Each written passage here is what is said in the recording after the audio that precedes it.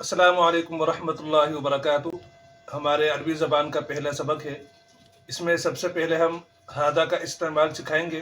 قریب کی چیز کے لیے عربی کے اندر ہادہ کا لفظ استعمال ہوتا ہے، جیسے ہادہ کتاب، یہ کتاب ہے۔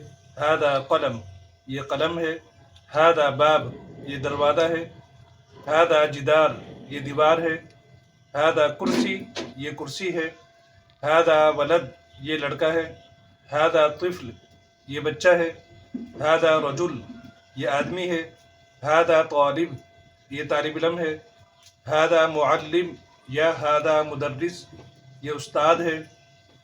ہادہ طبیب، یہ ڈاکٹر ہے۔ ہادہ مہندس، یہ انجینئر ہے۔ ہادہ اخی، یہ میرا بھائی ہے۔ ہادہ والدی، یہ میرے والد ہیں۔ اگر ہمیں سوال کرنا ہو کہ یہ چیز کیا ہے تو اس کے لیے ما ہادہ کا لفظ استعمال ہوتا ہے۔ جیسے ما ہادہ، یہ کیا ہے؟ اگر کتاب کے بارے میں سوال کیا جا رہا ہے تو جواب ہوگا ہادہ کتاب۔ ما ہادہ، ہادہ قلم۔ ما ہادہ، ہادہ کرسی۔ ما ہادہ، ہادہ باب۔ ما ہادہ، ہادہ جدار۔ تو ما ہادہ کے ذریعے سے ہم کسی بھی قریبی چیز کے بارے میں سوال کر سکتے ہیں۔